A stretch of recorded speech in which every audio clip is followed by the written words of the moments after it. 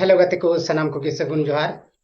मानवा जुड़े से यूट्यूब चैनल रे आपे सनाम को सगुन दोराम तबे गति को आपे चीज लेका मेना पिया आसोक कनै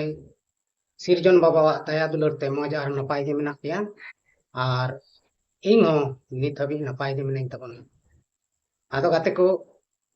तेया नवा वीडियो रे अबो अडी बढ़िया कथा बन आंजमा आर तेहिं दो नवा वीडियो रे बारिया कुड़ी अगू का किना जहां दो संताल समाज रेन जाने माने यूट्यूबर कना किन आर करीब करीब लगभग हर बन बडाय किन गया नेल उरुम का किन गया बन आर बाबुन नेल का किन खाय बन नेल किन ना नितो आर उनकिना संताल समाज बखराते ची को ओपिनियन कान तकिना ओना हो किछु कटी कटी क्लिपिंग अगू का ओना होबन नेल तकिन आदो नोआ रे ना मिटन दो अपने आपरे समाज रेन से संताल समाज रेन अडी मरम समाज सुसरिये लयो आर उनी दो संथाल हड़ को जहां को इसई कान उनको दो अड़ी जस्ती रंगाव को उनको दो अड़ी जस्ती एगर को आर नोआ वीडियो क्लिप रे ना उनिया दो पसे उनकाना वीडियो क्लिप ही हताव काते जहांटा रे दो इसई हड़ पूरा पूरी बड़ी बड़ी एगर का को आदो चिक एगर का को ना बन अंजमा आर अंजम कते बन गांडोना जे नुई कुड़ी दो नोआ कथा भाली मेंदा से बड़ी मेंदा आर नोआ को कथा रे मिटन कुड़ी गिद्रे दो जवाब एम का दिया जे तीन तगड़ा जवाब एम का दिया उनिया जवाब बन अंजम ताई गया ना नोआ वीडियो रे आदो वीडियो एहब पे मुचाद हबी नेल तबन पे और जहां को बया मिश्रा को जुदी मानवा जुड़े से यूट्यूब चैनल बापे सब्सक्राइब का खा दया कते सब्सक्राइब बटन जोटेट कते सब्सक्राइब कता बन पे और ओना बगल रे मेना ऑल नोटिफिकेशन घंटी हो ओता तारा चिदा से नोरे नुंका गी इंटरेस्टिंग वीडियो हुए तबना जहां दो सामाजिक वीडियो लेकाते मेन कते से किछु किछु नोरे शिक्षा मेना अब आदिवासी से संताल समाज को बखराते अदो ओना गेबन नेल को अदो तेला बन बिना बिलम कते वीडियो बन स्टार्ट लगे नुकु तीना दोगलापन हड़ कना को मेते बन बुझो दाड़ा को कान गया नोडे किछु यूट्यूबर मैक्सिमम जहां सांतार ते वीडियो को बनाव कना नुकु जोतो क्रिश्चियन कना को आपे पे नेल का को गया आर पे नोटिस कोआ मेनखा नुकु दो चेत को चिकेया अब समाज खिलाफ रे वीडियो को बनावा अब समाज इदी कते बड़ी बड़ी मैसेज को एमा जहां सारी कथा कना ओना सारी जिनिस तो उल्टा ते को देखावा से अब समाज रे के सांतार समाज नीचे देखाव लगी से हुडिंग लगी ओना के को कमिया तबे गते को अब नवा वीडियो क्लिप बन नेल केदा नवा दो बिलासिनी टुडुआ कना जहां दो मैक्सिमम यूट्यूबर रे मेताव कना नुको दो चले कना को इसई हड़ कना को आर नुको इसई हड़ यूट्यूबर दो नुको दो अब संताल समाज बखराते फालतू फालतू वीडियो को बनावा आदो नुको दोगला कना को चिले कना को हर वीडियो रे नुई दो नुंका गे रोड तहना और आज दो लेगो इन दो समाज सुसरिया करी तो ची अब बन बड़ाई दाड़े किया नुई अड़ी भागी कथाय लैदा और नुई दो समाज सुसरिया लिखा कना नते ऑल पढ़ाते हो अड़ी गान ऑल पढ़ाए लयुआ माने आइमाइन पढ़ाव कना समाज कमी रहो 2015 का कमियत कना 10-15 साल कमी किदा आदो नुंकान समाज सुसरिया जहां दो मे इटा धर्म को हिरखवा हेनस्तावा ओना धर्म को एटा धर्म को मनाए कान हड़ को बड़ी बड़ी को एगेर को नोय नुंकान को की सावता सुसरिया को मेताव को है से बांग गते को आपे सनाम को बुझे कन या पे चीन मेंदा ओना को नुंकान को की समाज सुसरिया नुई कुड़ी गिद्रा बिलासिनी टुडू जब गी वीडियो बनावा इसई हड़ विरोध गी बनावा और हो आज गी में नहीं केस अकवा सही केस अकावा को आदो ठीक गया अड़ी भागी कथाम मेंदा जहां हड़ जदी बड़ी को कमी कान खान उनको ऊपर तो केस दो जरूर कान गया और आम दो अड़ी मौजम कमी दा से मौज गिम रोड़ा ओनाते जहान दिक्कत दो बनुआ आम दो अड़ी मौज हड़ कान तबना और नुंका गे सामाजिक कथा को लई बड़ायदा और अड़ी मौजम लई बड़ायदा और नुंका गे बनाव तबन आदो बिलासिनी बिटी आमिंग लैयाम कना सरीगी जुदी आम विरोध रे किछुगान कोड़ा को मेना कोआ उनको वीडियो को बनादा सनाम हर को नेले कान गया जतो हड़ा वीडियो जतो संताल समाज रेन हर को नेलदा मेनखान आम उनको उकाठे बड़ी एमता को कना आम खिलाफ उकाठे वीडियो को बनादा नोआ दो आमगेम बड़ाय दाड़िया बेस तेदा एते चेदा आम उनको बड़ी बड़ी को रोड़दा से बड़ी को एगेरे मेनखा आम गेतम बुझदा एटा हड़ दो चिका बुझिको मेनखान उनो बड़ी दो आम दो बाको मेताम कना आम बड़ी एम रोड़दा ओना रेगे वीडियो को बनावेत कना आर ओना वीडियो रे हो जस्ती दो आम दो उनको यूट्यूबर दो बाको एगेरे आर अकोय को कना को इसे अकोय को कना को बिदिन नोआ दो अंते चिकाम बड़ाया ऐसे ᱧᱩᱛᱩᱢ ᱠᱚᱛᱮ ᱜᱮ ᱟᱢ ᱥᱮ अनुमान ᱛᱮᱜᱮ ᱟᱢ ᱦᱚᱢ ᱞᱟᱹᱭ ᱫᱟ ᱪᱚᱢ ᱮᱱᱛᱮ ᱮᱢ ᱧᱮᱞ ᱠᱟᱜ ᱠᱚᱣᱟ ᱤᱧ ᱦᱚᱸ ᱵᱟᱹᱧ ᱵᱟᱲᱟᱭᱟ ᱟᱨ ᱚᱠᱚᱭ ᱠᱚ ᱚᱠᱟ ᱠᱚᱨᱮᱱ ᱠᱟᱱᱟ ᱠᱚ ᱱᱚᱣᱟ ᱦᱚᱸ ᱤᱧ ᱫᱚ ᱵᱟᱹᱧ ᱵᱟᱲᱟᱭᱟ ᱟᱨ ᱴᱷᱤᱠ ᱜᱮᱭᱟ ᱟᱢ ᱱᱚᱣᱟ ᱠᱟᱛᱷᱟᱢ ᱢᱮᱱᱫᱟ ᱤᱧ ᱱᱩᱠᱩ ᱢᱮᱠᱥᱤᱢᱟᱢ ᱤᱥᱟᱹᱭ ᱦᱚᱲ ᱠᱟᱱᱟ ᱠᱚ ᱤᱥᱟᱹᱭ ᱦᱚᱲ ᱫᱚᱠᱚ ᱫᱚᱜᱞᱟ ᱜᱮᱭᱟ कोई बात बनुआ आमाक नजर रेन नुकु हड़ को दुगला गया तो आम मेनदाम केस का कोई तबेम केस दाड़े कोआ आम दम बेस गया भागी गया आर आम दो अडी गनम ऑल पढ़ाव कान तबना ओनाते आम दो कोई हो बाको चिका दाड़े मा बांग को केस दाड़े मा बांग को जाना को मेन दाड़े मा चिके हो बाको चिका दाड़े चिदा आम दो धर्म करम रहो अडी लहाम नाम तबना आदो ठिकन गया आम लहाव काना हम कोयटा आम आयुरे को आम आयुर को तबन में इसे हर मतो आम रगिया को इदरे को अड़ीस को हिरकव को उनको दो सेताम मेताव को दोगलाम मेताव को आमा दो नोआ दो अडी मौज रोड कान तमा है सबान आर सनाम हड़ को आंजमेत कान गया उनको हा आमा नोआ अड़ांग से नोआ रोड दो आम चिलका चेहरा मेनामा मौज मेनामा उनका ही को बुझाव दा जरे आदो बटी इन लेयम कना नोंकाना वीडियो बनावते दो सोशल मीडिया रे दो अडी बड़ी हुई गलत गलत वर्ड बन यूज दा अबुरेन आदिवासी बयहा को हम ना कोआ से मिश्रा को हम ना कोआ आयमा ढेर रोस्टिंग वाला वीडियो को बनादा जहां दो अडी बड़ी बड़ी को रोड़ा मेनखान नोआ बड़ी रोड गे जस्ती दो पासना कना सोशल मीडिया रे आर जहांटा मिटन बारिया यूट्यूबर मेना को ताबना जहां दो भागी भागी को रोड़ा से भागी वीडियो को बनादा अब सामाजिक बखरा वीडियो को बनादा उनको वीडियो हो बां चला कान तको आर उनको दो कथा को उन बाको साफ दाड़िया कन आर जहांटा बड़ी बड़ी एगेर रोड नोआ को कथा दो अब सनाम हड़ बन बडाय कान गे नोआ को दो पूरे जस्ती गे वायरल होकन आदो नोआ ते दो अब समाज दो भाले दो बांग होय कन हालांकि बिलासनी दो इंगे मितिंगा आम दो इसई समाज रेन कना आम दो आले संताल समाज रे रोड़ी दो मकोय कन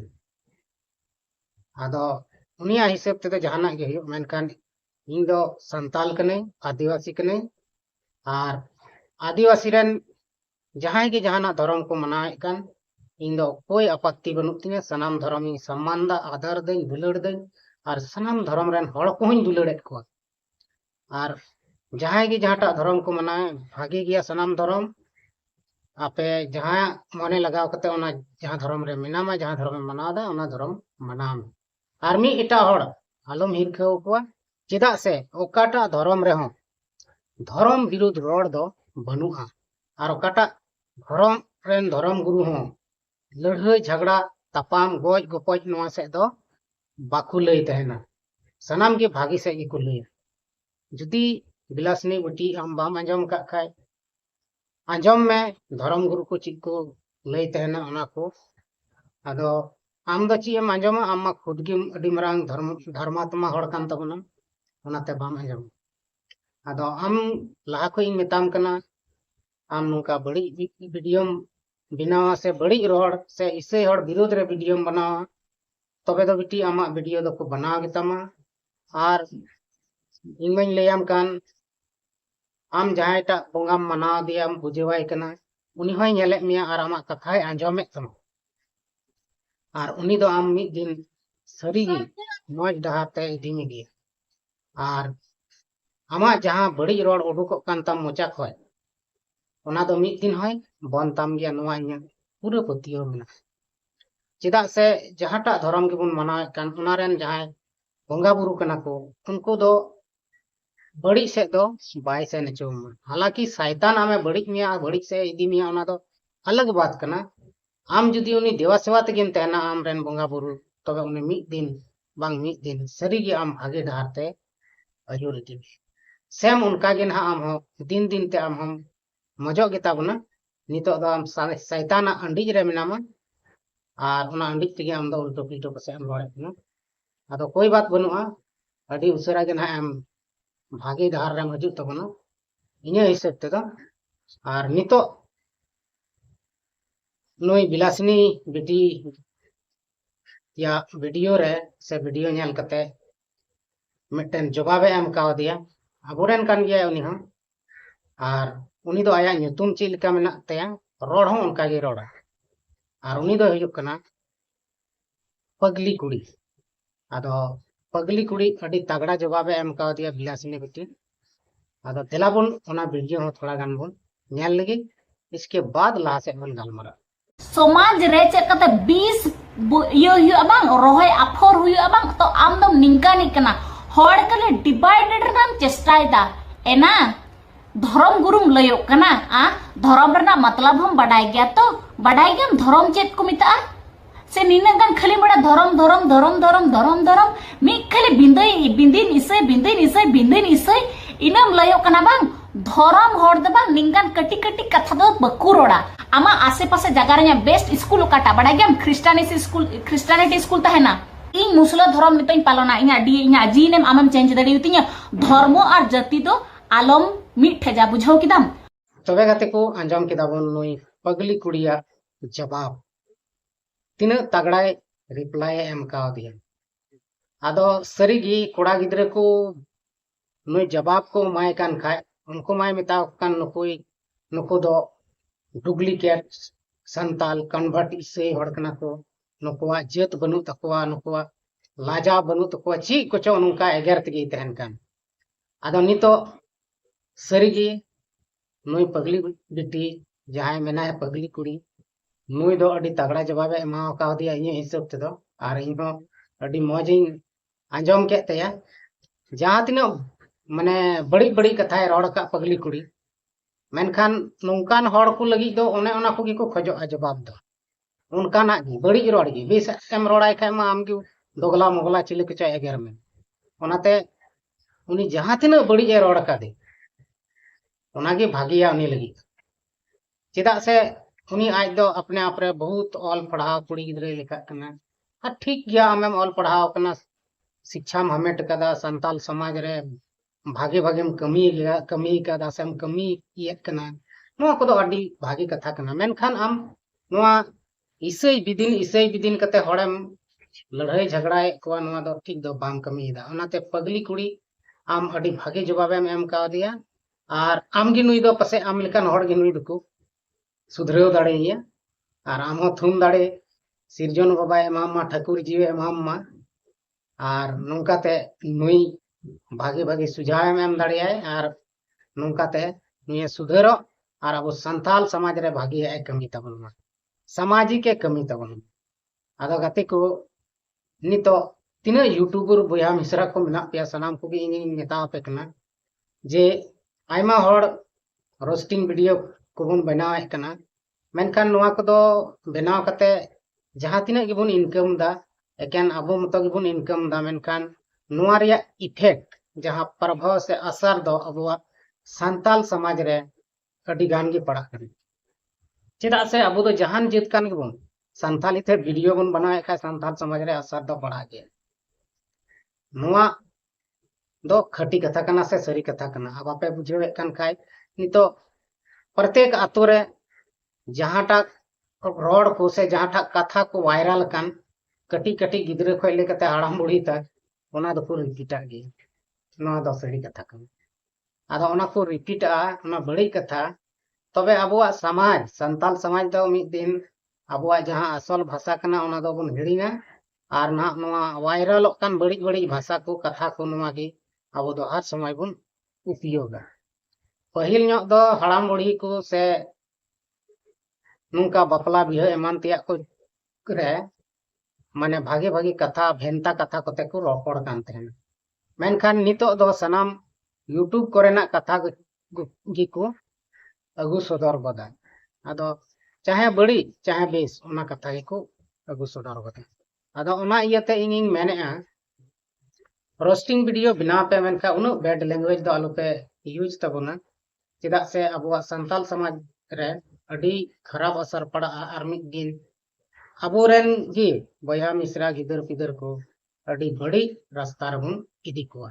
आर ओनारेन जिम्मेदार दो आबो कोगी तिना यूट्यूबर को मेना बोना उनको गेबोन हुयुगो चेदा से यूट्यूब खे गी आयमा शिक्षा को नामदा चाहे बेसा शिक्षाम हटिया चाहे बढ़िया ओना दो जहां बांग जहां को हामेट ताम गे ओनाते कुरुमुटुइबुन आबोआ समाज कना आर अडी रिलामला समाज कान तबोना संताल समाज जहाटा धर्म गे बुन मनावे कान मेनखान संताल जेत दुबुन संताल जेत कना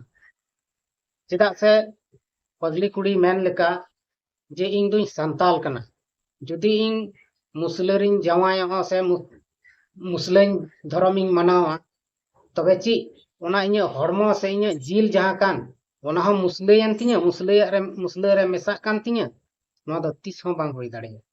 आर नोआ कान गिया सरी कथा दो धर्म दो बदलक कना मेनखा जेत तो बांग बदलो जेत दो ओना जेत गे तहना जहां हर गे नितो को इसेयक कान तो इसे हर बन नेल कोआ इसेयक कना को मेनखान बाइबल हो संताली तेम नामा सिरिंग दुरंग सनाम को गे संताली तेगे नाम केवल उनको धर्म को बदलेत कना आर भाषा को दो बको बदल भाषा मतो ओना गे को रोड़े कना इसे लेन खाय को भाषा को बदल तबे तो इसे धर्म दो उन बड़ी दो बनुआ से ओकाटा धर्म गे उन बड़ी दो बनुआ बइन मेंदा